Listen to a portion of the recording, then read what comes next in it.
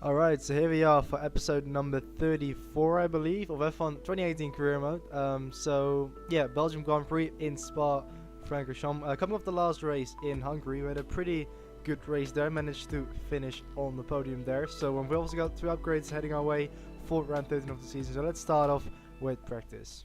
Then at the longest racetrack on the Formula One calendar. Welcome to the Circuit de Spa-Francorchamps for today's practice session. Carl probably mentioned the new parts that have come in from the factory. Well, they're all fitted and good to go. I hope they do the trick.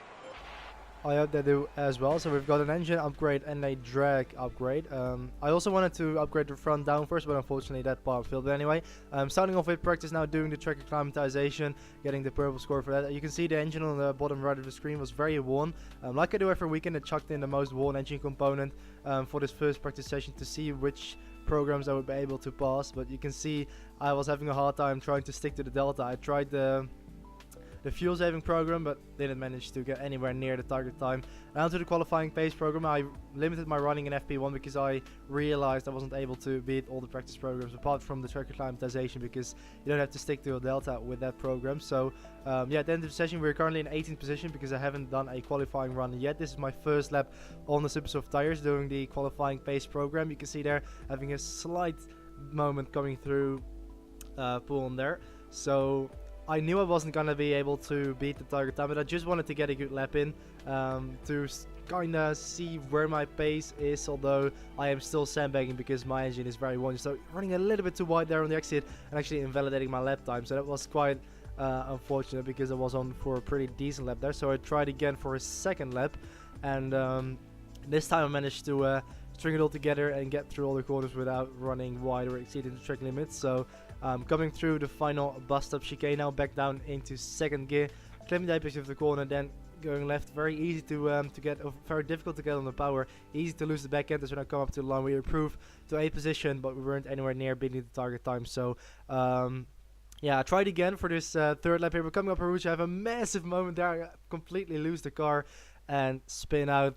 And we are now stationary on the exit of Radial. You can see Magnus in there closely passing by, luckily avoiding us there. So pushing the limits and already having a few spins and spills in practice. But end of FP1, we ended up in 9th place despite our very worn power unit. So that's quite decent.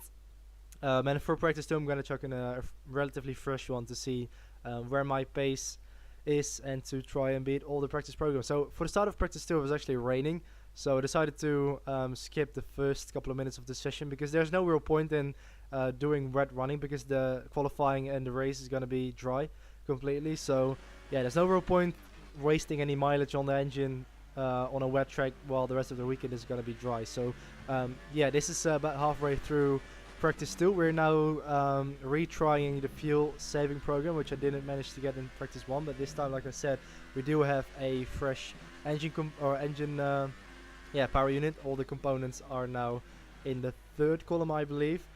So coming through the final bust up chicane, we managed to get a green score for this one, and also posting the 6th quickest time in doing so. Of course, we'll be tumbling through the order because we were one of the first drivers to set a lap time with dry tires. So I got the green score, tried again for this second lap. I basically just continued on to try and this time save the fuel a bit better because I was pushing a bit too hard on my first lap. So this time I was lifting and coasting a lot more and shifting up slightly earlier, and that allowed me to get the purple score there. So that's nice to get. Now on to the tire wear test using a used set of soles which I used during the fuel saving program. This is what I always do in practice because the tire wear is actually less when you have a slightly scrubbed set of tires. So using a worn set or a scrubbed set of tires makes it easier to pass the tire wear test. So that's a little tip if you didn't know it already. You probably did, so I don't know why I'm explaining it. But anyway, you can see I was really pushing on this lap because you can see 2 minutes remaining in session. I actually wasn't able to get a qualifying run in, but I still wanted to get a good lap in just to be a bit high up in the order and see where my pace is. So on this first lap I was completely not paying attention to the tire wear. You can see the bars all the way to the left, but I was pushing like it was a qualifying lap. You can see coming up to the line we improved from 12th to 5th place. And now on this final lap I did stop pushing and I started paying a lot more attention to the tire wear. and so that's why this final lap of the session was very slow. Well, it was not like, it was still quick enough to get inside the target time. You can see how little I'm turning just to basically conserve the tires to get that bar into the purple zone there. So I was having to hurry up a little bit. You can see the delta is currently in the red, so I tried to find the perfect balance between saving the tires and staying within the target time as well. You can see coming up to the line, I actually managed to pass that and get the purple score, and also get 6th place in practice 2. So on the soft common of tires, so we haven't used the softest available tire for the session yet, and we still managed to get 6th place with our teammate actually being 2nd on the same compound. So once again, Nico Hulkenberg is faster than us, but that's basically been the story of this season so far in every practice session pretty much.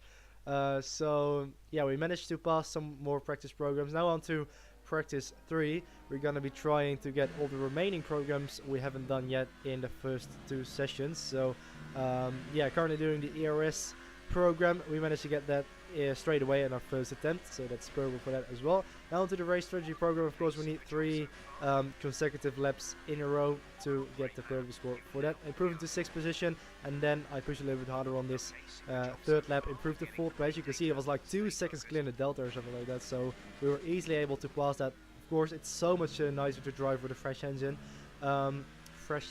Should I say. Now onto the qualifying pace programs, which we already did in practice 1, but I haven't done it yet with a fresh engine, so I ran out of time to do it in practice 2, so this is probably my final run in practice 3, I think. So yeah, coming up to end our lap now, we have our teammate Nico Hulkenberg in front of us, so hopefully it won't disrupt our lap, but luckily he pulls into the pit lane, so that's no issue there. So coming up to the line now, exiting the bus stop chicane, opening the DRS now for the run to the line. We improve to 2nd place, and we managed to get the purple score for the qualifying pace program in our first attempt. So that now means that we have got every single practice program in the purple score, and we've also managed to get all of the team objectives as well. So we've got 345 out of the maximum 345 resource points. So yeah, a very productive 3 sessions there. We actually managed to beat Nico Hulkenberg this time, although we were on the softer compound. So yeah, that's it for practice. Let's go into qualifying. Time at Spa, one of the mightiest tracks on the Formula One calendar. Long straights, up and downhill, Eau Rouge as well. This track isn't for the faint-hearted. Alright, so here we are then in qualifying 1, 80 minutes in this session to try and get ourselves through to the next session. So yeah, that shouldn't be that much of a challenge, because we do have the fastest car in the field now, and we showed pretty good pace in practice, so it shouldn't be an issue. So coming up to the line now to end my very first lap, we do a I can't see what it is because my edit screen is too small. Anyway, I basically ran the entire lap in hot lap mode in the ERS, and for the 2nd lap I tried to manage my ERS a bit better, and yeah, like use overtake mode on the straights and then use medium and high in the middle sector, and it actually gave me a few 10s there. So yeah, we managed to top Q1 there with 2 flying laps in a row, so easily through to Q2. Now to Q2. This is my first flying lap on a fresh set of super soft tires, and yeah, hopefully we'll be able to string this up together to get ourselves through to the shootout session. Coming through pool now, very quick corner. I really like this track, by the way. It's one of my favorite tracks on the calendar, so yeah, always enjoy coming to Spa. Ending my first lap of the session, then we top the session once again, and so for the 2nd time in a row we managed to top a qualifying session, and this time Nico Hulkenberg managed to back us up in 2nd place there, so we ran a 1-2 for qualifying 2, so hopefully we can continue this into Q3. So starting my very first lap of the session, and we've got 2 fresh sets of super soft tires to use, because I only use 1 set in Q1 and Q2, and you get a new set of course when you make it through to Q3. So still on my first flying lap, you can see going back to high in the ERS mode in order to not run out of ERS when the lap hasn't ended yet. So coming through the final bus stop chicane now, we've got a car in front of us. Luckily it pulls into the pit lane. I've actually run out of ERS now, but it doesn't really matter because you don't really need ERS for this final bit. Coming through the line, we again top the session, and you can see I had a bit of a weave on the wheel there because I was really happy with that lap. So now leaving the pit lane for our final run, 2 minutes remaining in the session. We are the last driver to leave the pit lane. We are currently still provisionally on pole position, so yeah, with 50 seconds to go, we will have our final attempt. We'll go for one final blast in this session to try and improve our time and secure this pole position. We managed to top Q1 and Q2. It would be really nice if we can top this crucial Q3 session as well. So here we go, coming up to the line now to start our very last lap of qualifying.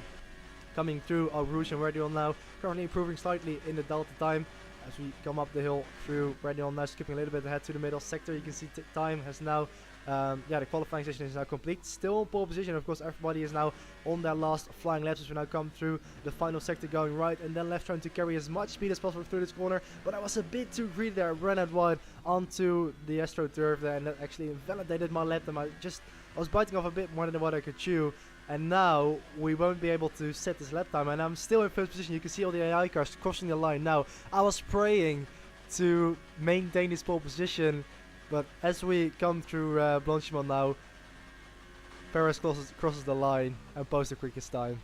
So he 300ths of a second. We've been pipped by Perez to second place by 300ths. That's so frustrating because I was like about 2/10 up when I invalidated my lap time. Good day today. Tell us about it from your perspective.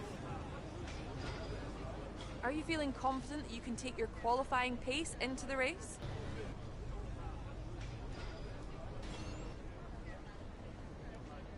It's good to get the reliability issues out of the way in practice, isn't it? Great! Well, that's everything. Yeah, the reason why Claire was talking about reliability issues, that was because at the start of Q3 I actually had like a sensor fault or something, which lost me a couple minutes in the session. Didn't really matter, so that's why I didn't show it, but that's why she asked about it. So yeah, second place it is then for the race. I was really frustrated to miss out on pole position because I invalidated my lap time, and also because I was improving on that lap. So we could have got pole, but unfortunately we didn't. But anyway, that's it for all the practice and qualifying sessions. It's time for the race now. It's going to be a dry race. So yeah, without further ado, let's go to round 13 of the season here in Spa for the Belgium Grand Prix. In the 48 races held at Spa between 1950 and 2015, the race winner has only started from pole position on 16 occasions. Qualifying yesterday may have set the order for today, but expect the unexpected here at the Belgian Grand Prix. As the saying goes, of course, anything can happen. You know what? It usually does. With me today, of course, is Anthony Davidson. Let's talk about Skip. What do you make of their performance so far this season? It's been a really solid year so far. There have been some incredible standout performances, but what's really impressed me has been the consistency. With this kind of form, I'm expecting another great race today. Okay, La Source is always pretty tight, but we've got a clear run. Remember the runoff if you need it. Alright, so here we are then on the grid here in Spa. So race strategy is a one-stop going from the super softs to the mediums, as you can see there. But I actually looked through the strategy and I found out that we can actually also go onto the soft tires for the second stint, which actually was a little bit faster in the projected race time. So I was trying to suss that out. You can see 3.5 seconds faster to go into the soft tires. So yeah, that's what we're going to be trying to do, pitting on lap 8. So hopefully we can make it. The tire will probably be quite heavy on the super softs, but hopefully we can make it to our scheduled lap and then try and make it to the end on the soft. So here we go then for the formation lap. We've got Sergio Perez on pole position. He is second in the championship. We are 48 points behind the championship leader Daniel Ricciardo, and I think Perez is in between us, about 12 points behind Ricciardo, I believe. So I think we are still with a shot at the title, but this is pretty much, as you can see by the title as well, a must-win race to keep this championship alive. Not mathematically, but more like mentally, for the morale. So we need to win this race. So here we go, 5 red lights for 22 laps here at the Spa circuit from second position on the grid, and away we go for round 13 of season 2 of F1 2018 Career Mode. We've got Vettel upper inside as we now come into La Source. Turn 1, we have to make a few corrections with the wheel to avoid making contact with the Ferrari of Sebastian Vettel there. So yeah, third place. We've lost 1 position off the start. Coming up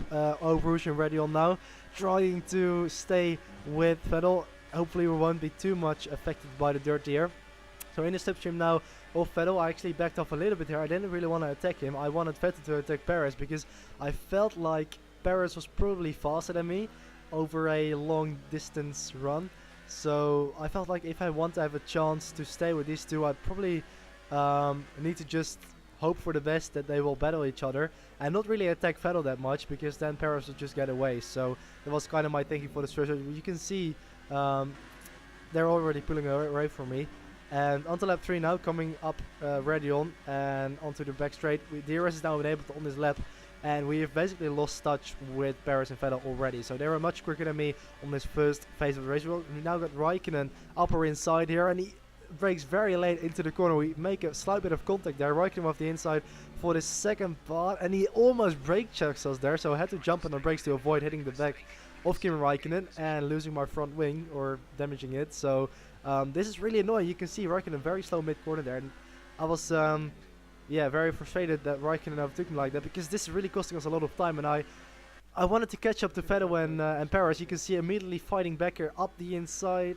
into this corner. Don't know the name of it, but anyway, we managed to make it stick back into P3 as we have a massive slide on the exit there. But yeah, 3 laps into this race now, and you can see that Perez, who's actually been passed by Vettel now, he's about 2.5 seconds in front of us. So yeah, they were pulling away from me, and I felt like it was very difficult to catch them in this race. You can see sliding through Blanchimont there, but having a bit of a moment on the exit. Lap 7, I was considering pitting on at the end of this lap.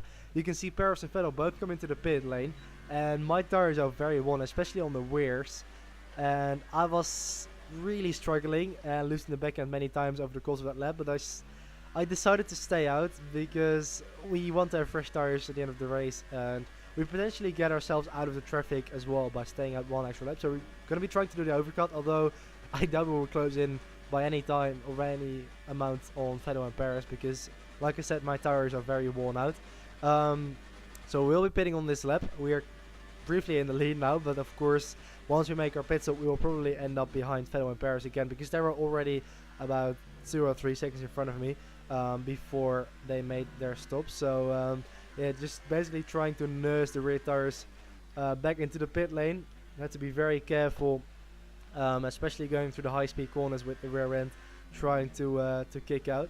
So like corners like Poole coming up, it was very tough to stick to the to let the car stick to the track. You can see actually having to shift down to 6th gear there briefly to get it turned in, but we managed to make it as we have a slight moment again coming through Blanchimont. We'll be pitting on at the end of this lap, so breaking down into the bus stop chicane, then back down into 2nd gear and going into the pit lane, trying not to hit the wall on the inside, which is very easy to do, and trying to get it stopped as well for the marks to avoid picking up a penalty. So we've made it 75% on the rear tires there. We'll be switching to the soft compound of tires, and Max Verstappen is currently in 2nd place there, but he made a pit stop as well on lap 8. So we rejoined the track in 2nd place. We've got Alonso there, who hasn't made a pit stop yet. He started on the soft compound. He's alongside us now as we come up to Eau Rouge, who's gonna be the one that backs out. We lose the back end there as we come up the hill. We managed to get past Alonso, and Vettel as well is now attacking the Spaniard and also getting past him on the straight. So we actually managed to jump Vettel there, which is very interesting. Vettel probably got caught up in some traffic. Anyway, lap 10 now. The gap to Paris is about 3 seconds. So we'll be trying to push now on these fresh set of softs. Because Paris actually went onto the mediums, as did Vettel. So I was basically just pushing at the state of the race to try and close in on Paris. And you can see there I set a fastest lap on lap 11. And the gap was ever closing. It's now less than a second. We've got DRS. And onto lap 15 now, we've managed to close the gap, which was very surprising. Yeah, my pace in this second phase of the race was very good. Also being helped, of course, by being on the softer compound of tires. So we managed to get within DRS range of Paris, and I was considering just staying behind him and chilling in the slipstream and then overtake him on the final lap. And I was like, I'm probably eating up my tires staying in the dirty air. I probably have to get a move on and pass him. So you can see now DRS, slipstream, overtake mode at race mix. We gain on him massively on the straight there, setting a purple sector in the process and getting past him down the inside of that corner. So again, posting another fastest lap of the race. I was really trying to push once more to try and pull away from him, because I was fearing that Paris would maybe be faster at the end of the race when his mediums would of course wear out slightly less quick than my softs. So again, posting a fast lap there on lap 20. So yeah, just basically bridging out the gap to Perez. And now onto the final lap of the race, we have managed to do so. We managed to pull away from Sergio Perez. So we were basically the fastest, especially on the second stint of the race. And we have now built up about a 3 or 4 second gap to Perez. And I actually, luckily, haven't picked up any penalties as well, despite being on the strict corner cutting wall. I only picked up 2 warnings, so hopefully we can keep it clean for the rest of the race. Brendan Hartley has retired as we slide through pool on there. There he is on the side of the track. And I almost lose the car on the exit of that corner and actually pick up a 3-second penalty on the final lap. Luckily though, I did manage to build out a gap to Paris of over 3 seconds, so this probably isn't going to affect us. But it's very annoying to pick up a penalty on the very last lap of the race. So coming through the bus stop chicane now for the final time, the checkered flag beckons, and we're going to take our 4th victory of the season and also close in on the championship leader, Daniel Ricciardo. Superb driving. That's the race win.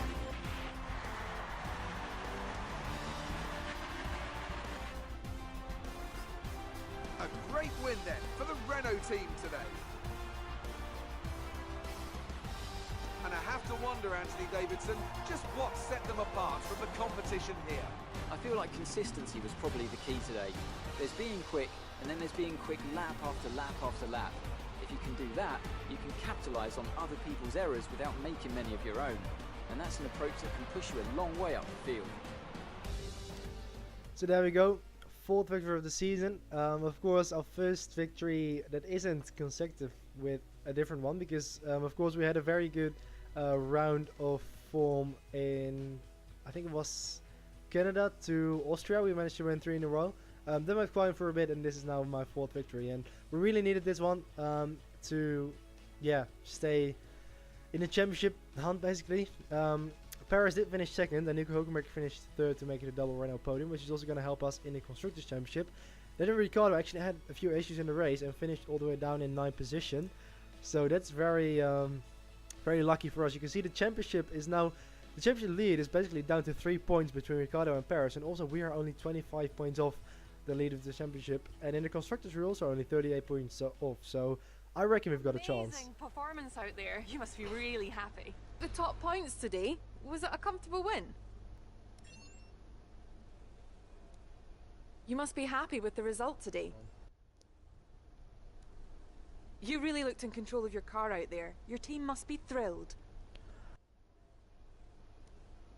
What do you think made the difference between this weekend and last weekend?